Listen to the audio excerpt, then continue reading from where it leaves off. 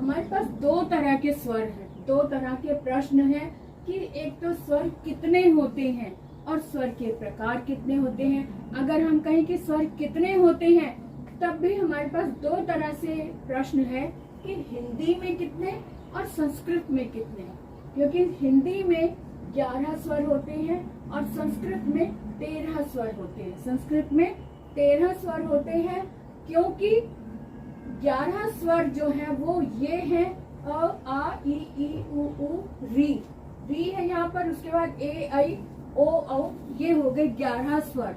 लेकिन संस्कृत में जब हम लिखते हैं तब संस्कृत में ये 11 तो है ही, लेकिन इनके अलावा जो री है, ऋषि वाला री, इसका दीर्घ स्वर भी हो जाता है, यहाँ पे डबल ऐसे आ जाता है, ये दीर्घ री हो गया और साथ में एक री, ल में री लगा होता है, ये भी संस्कृत में काउंट होता है। इन दो की वजह से 13 स्वर माने जाते हैं संस्कृत में। कितने? 13 स्वर माने जाते हैं संस्कृत में, इसलिए हिंदी में 11 और संस्कृत में 13 स्वर होते हैं, ये हमें ज्ञात रहना चाहिए। तो संस्कृत में 13 स्वर होते हैं गिनती में, हिंदी में 11 होते हैं। और हमने अभी सीखा था कि स्वर कितने प्रकार के होते हैं।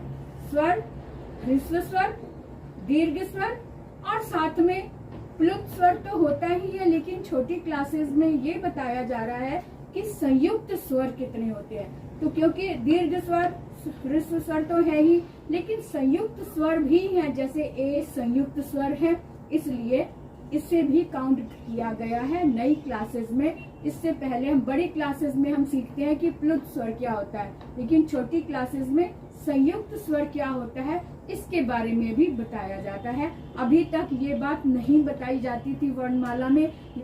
ए और ओ ये संयुक्त स्वर है, ये कभी बताया ही नहीं गया था आज तक वर्णमाला में।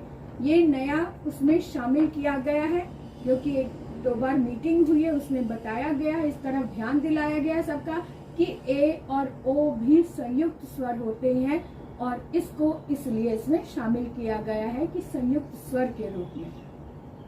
तो ये छोटी सी बातें हैं जो हमें पता होनी चाहिए, स्टार्टिंग में छोटी क्लासेस से ये बताई जानी चाहिए। तो इस तरह से हमने डिटेल में जाना।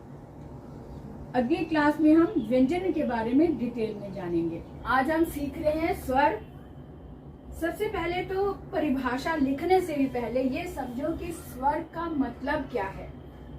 स्वर वो होता है जो गले के अंदर से निकलती है आवाज, और मुख के किसी भी भाग को छुए बगैर जो आवाज बाहर निकलती है, जिसे हम स्वर भी बोलते हैं, साउंड बोलते हैं, या आवाज बोलते हैं, या इंग्लिश में वोकल, है ना।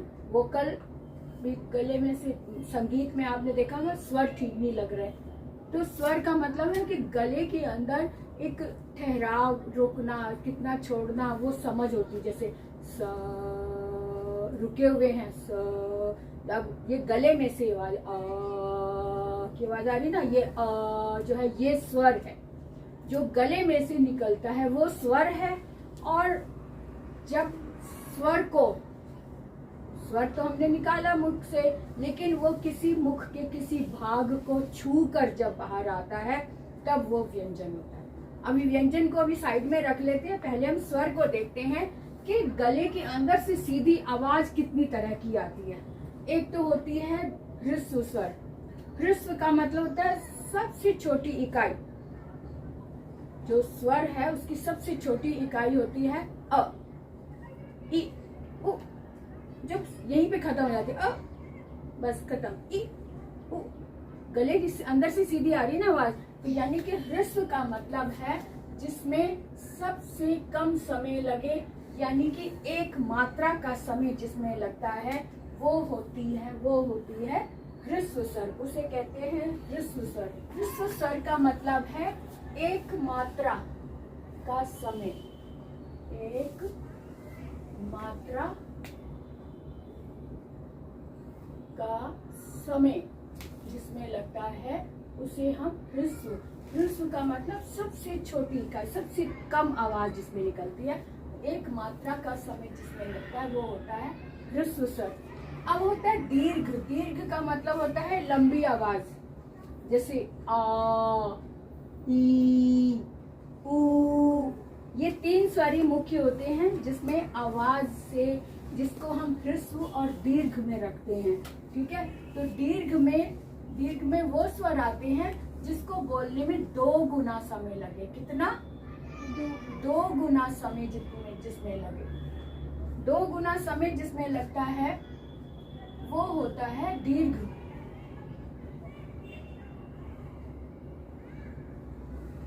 ना, अब बात करते हैं कि दीर्घ किस तरह से। जैसे हमने आम बोलना है, आम शब्द लिया है ना, आम खाना है, और अमरूद। अमरूद जब हमने बोला तो जल्दी से अ की साउंड खत्म होके म पर चली गई, लेकिन जब हमने आम बोला तो कितनी देर पूरा मुंह खोलना पड़ा हमें। आम, म पर जाने से पहले दुगना समय आ पर लगा, फिर हम मा पर आए, है ना। तो इसका मतलब है कि आ में लंबी आवाज आ रही है, आ। अगर हम ईख बोले, है ना, ईख, ख पर जाने से पहले 2 गुना समय ई पर लगा, तब हम ख पर गए, ईख। जहाँ लंबी आवाज लगे, 2 अक्षरों का समय एक में लगा है दीर्घ स्वर। दीर्घ का मतलब है लंबी आवाज, बड़ी आवाज, देर तक सुनाई देने वाली आवाज दीर्घ, है ना। ऐसे यहाँ पर आपकी छोटी क्लास है, तो छोटी क्लास में हमने संयुक्त स्वर को दे दिया है। संयुक्त स्वर का मतलब होता है ऐसा स्वर जिसमें 2 स्वर मिले हुए हों। जैसे क? नहीं, जिसमें 2 स्वर जिसमें 2 स्वर मिले हुए, 2 स्वरों से मिलकर एक तीसरा स्वर, जैसे ए, जैसे ओ। ओ ना, ए और ओ। यहाँ पर ए ओ क्यों कहा है?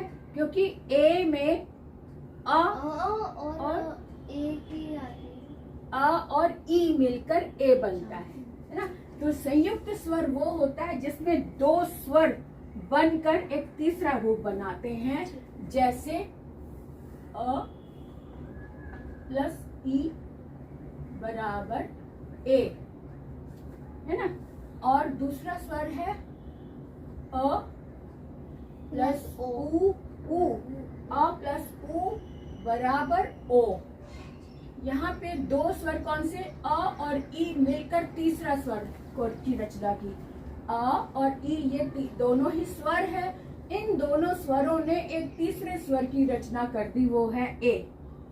ऐसे यहाँ पे अ और ऊ 2 अलग स्वर लगे हैं, दोनों स्वर मिलकर दोनों स्वरों ने तीसरे रूप की रचना कर दी, और वो है ओ। संयुक्त स्वर, ऐसे तो हमने वो भी सीखा होगा ना, श्र, त्र, ज्ञ। ये संयुक्त व्यंजन है, ये व्यंजन है। जो स्वर होते हैं, स्वरों में ए और ओ ये संयुक्त स्वर होते हैं, क्योंकि ये गले में से आवाज आ रही है। अ ई ए, तीनों को बोला ना, बोल के देखो। अ ई बराबर ए, तीनों को हमने बोला तो गले में से आवाज आई, किसी को मुख के अंदर किसी पार्ट को छुआ नहीं। इस तरह से अ और ऊ को भी हमने जब बोला तो ओ तीसरा स्वर बना ओ, और ओ भी स्वर है क्योंकि गले में से निकल रहा है। लेकिन अ और ऊ को मिलाकर, जब इसका इकट्ठा बोलो जरा, अ ऊ को इकट्ठा बोलो जल्दी से। औ, औ, यानी ओ की आवाज आ रही है, आई, ए की आवाज आ रही है। बस यही है इसका राज कि अ और ई मिलकर ए बनता है, अ और ऊ मिलकर ओ बनता है। ये तो हो गई हमारे स्वरों की रचना की, स्वर कितने प्रकार के होते हैं और कैसे बनते हैं। ठीक है, इनको अब अच्छे से समझ लो। अब इसका एक एक उदाहरण देख लेते हैं कि एक मात्रा का समय जिसमें लगता है वो कौन से स्वर होते हैं। हाँ, जैसे छोटी ई, छोटा ऊ, अ, ई और ऊ, है ना, ये हो गया। अब यहाँ पर बड़ा समय लगता है, बड़ा बड़ी ई, बड़ा ऊ, ई और ऊ। अब आ बोलने में हमने आम बोला तो उसको बोलने में कितना समय लगा। ईख बोला तो कितना समय लगा, है ना। ऊन बोला तो कितना समय लगा। और यहाँ पर अमरूद बोला, अमरूद, तो रा बोलने में कितना समय लगा ये आप चेक कर सकते हैं। ई से इमली, इमली जब हमने बोला तो कितना समय लगा ई बोलने में, है ना। और ऊ से उल्लू, उल्लू होता है ना, ऊ से उल्लू बोलने में कितना समय लगा। तो यहाँ पे आप अंदाजा लगा सकते हैं, अंदाजा क्या, इसको प्रूव कर सकते हैं कि एक मात्रा का समय लगता है अ ई ऊ में और 2 गुना समय लगता है आ ई ऊ में। हाँ बोलो। मुझे अमरूद और इमली भी एग्जाम्पल है, लिख लो आसानी। ये अ छोटा अ है ना, ये छोटी ई का उदाहरण छोटा ऊ है। तो छोटे ऊ के यानी एक मात्रा वाले ह्रस्व स्वर के उदाहरण है, ये एग्जाम्पल है, लिख लो। ठीक है। अब जैसे ये संयुक्त स्वर है, इनका उदाहरण भी देख लेते हैं। जैसे कि एक, है ना, एक, और ये ओखली, ओखली, तो ये भी संयुक्त स्वर हो गया, ये भी संयुक्त स्वर का उदाहरण हो गया। ठीक है, इसको समझ लो। अब जितना जब भी ऐसे शब्द आपके सामने आए तब आप अपने माइंड में रखो कि ये दीर्घ स्वर है या ह्रस्व स्वर है या फिर संयुक्त स्वर है। जब भी ऐसा स्वर आए आपके सामने तो माइंड में रखो, साथ में बात जो बच्चा बैठा उसको भी बताओ, वो सुने या ना सुने लेकिन आप जरूर बताओ, ताकि आपका अपना अभ्यास हो जाएगा इससे, है ना। तो ये जरूर रखो। किसी को जब भी आप कोई चीज नहीं सीखो तो किसी को घर में मम्मी को बता दो, मौसी को बता दो, या स्कूल के क्लासमेट को किसी को बता दो, जो इंटरेस्ट हो, जो इंटरेस्ट ले उसे और अच्छे से बता दो, है ना। बस ये तरीका होता है किसी भी भाषा की गहराई तक जाने के लिए।